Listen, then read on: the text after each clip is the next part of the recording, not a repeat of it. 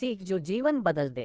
एक राजा था जिसका नाम चिंतामणि था। उनके जीवन में सभी सुख थे, राज्य का कामकाज भी ऐशो आराम से चल रहे था। राजा के नैतिक गुणों के कारण प्रजा भी बहुत प्रसन्न थी और जिस राज्य में प्रजा खुश रहती है वहाँ की आर्थिक व्यवस्था भी दुरुस्त होती है। इस प्रकार हर क्षेत्र में राज्य का प्रवाह अच्छा था। इतने सुखों के बाद भी राजा दुखी था क्योंकि उसकी कोई संतान नहीं थी। यह गम राजा को अंदर ही अंदर सताता रहता था। प्रजा को भी इस बात का बहुत दुख था। वर्षों के बाद राजा की यह मुराद पूरी हुई और उसे एक पुत्र की प्राप्ति हुई। पूरे नगर में कई दिनों तक जश्न मना। नागरिकों को राजमहल में दावत दी गई। राजा की इस खुशी में प्रजा भी झूम रही थी। समय बीतता जा रहा था। राजकुमार का नाम नंदन सिंह रखा गया। पूजा पाठ एवं इंतजार के बाद राजा को संतान प्राप्त हुई थी, इसलिए उसे बड़े लाड प्यार से रखा जाता था। लेकिन अति किसी बात की अच्छी नहीं होती। अधिक लाड ने नैतिक सिंह को बहुत बिगाड़ दिया था। बचपन में तो नंदन की सभी बातें दिल को लुभाती थी, पर बड़े होते होते यही बातें बदतमीजी लगने लगती हैं। नैतिक बहुत ज्यादा जिद्दी हो गया था। उसके मन में अहंकार आ गया था। वो चाहता था कि प्रजा सदैव उसकी जय जयकार करे, उसकी प्रशंसा करे। उसकी बात ना सुनने पर वो कोलाहल मचा देता था। बेचारे सैनिकों को तो वो पैर की जुती ही समझता था। आए दिन उसका प्रकोप प्रजा पर उतरने लगा था। वो खुद को भगवान के समान पूजता देखना चाहता था। आयु तो बहुत कम थी लेकिन अहम कई गुना बढ़ चुका था। नैतिक के इस व्यवहार से सभी बहुत दुखी थे। प्रजा आए दिन दरबार में नंदन की शिकायत लेकर आती थी, जिसके कारण राजा का सिर लज्जा से झुक जाता था। यह एक गंभीर विषय बन चुका था। एक दिन राजा ने सभी खास दरबारियों एवं मंत्रियों की सभा बुलवाई और उनसे अपने दिल की बात कही कि वे राजकुमार के इस व्यवहार से अत्यंत दुखी हैं। राजकुमार इस राज्य का भविष्य है। अगर उनका व्यवहार यही रहा तो राज्य की खुशहाली चंद दिनों में ही जाती रहेगी। दरबारी राजा को सांत्वना देते हैं और कहते हैं कि आप हिम्मत रखें वरना प्रजा निसहाय हो जाएगी। मंत्री ने सुझाव दिया कि राजकुमार को एक उचित मार्गदर्शन एवं सामान्य जीवन के अनुभव की जरूरत है। आप उन्हें गुरु राधागुप्त के आश्रम भेज दीजिए। सुना है वहाँ से जानवर भी इंसान बनकर निकलता है। ये बात राजा को पसंद आई और उसने नंदन को गुरुजी के आश्रम भेजा।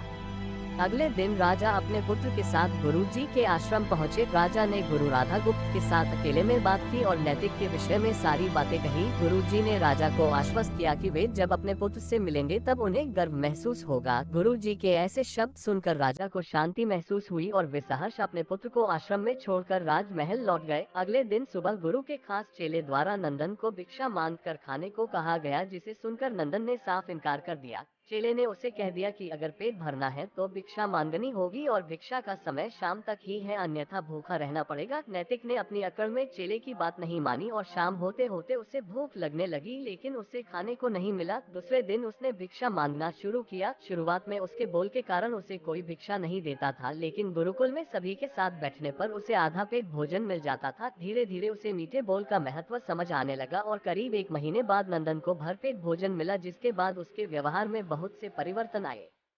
इसी तरह गुरुकुल के सभी नियमों ने राजकुमार में बहुत से परिवर्तन किए, जिसे राधागुप्त जी भी समझ रहे थे। एक दिन राधागुप्त जी ने नंदन को अपने साथ सुबह सवेरे सैर पर चलने कहा। दोनों सैर पर निकल गए। रास्ते भर बहुत बातें की। गुरुजी ने नंदन से कहा कि तुम बहुत बुद्धिमान हो और तुम में बहुत अधिक ऊर्जा है, जिसका तुम्हें सही दिशा में उपयोग करना आना चाहिए। दोनों चलते चलते एक सुंदर बाग में पहुंच गए, जहां बहुत सुंदर सुंदर फूल थे, जिनसे बाग महक रहा था। गुरुजी ने नंदन को बाग से पूजा के लिए गुलाब के फूल तोड़ने कहा। नंदन झट से सुंदर सुंदर गुलाब तोड़ लाया और अपने गुरु के सामने रख दिए। अब गुरुजी ने उसे नीम के पत्ते तोड़कर लाने कहा। नैतिक वो भी ले आया। अब गुरुजी ने उसे एक गुलाब सूंघने दिया और कहा, बताओ कैसा लगता है। नंदन ने गुलाब सूंघा और गुलाब की बहुत तारीफ की। फिर गुरुजी उसे नीम के पत्ते चखकर उसके बारे में कहने को कहा। जैसे ही नैतिक ने नीम के पत्ते खाए उसका मुंह कड़वा हो गया और उसने उसकी बहुत निंदा की और जतर कतर पीने का पानी ढूंढने लगा।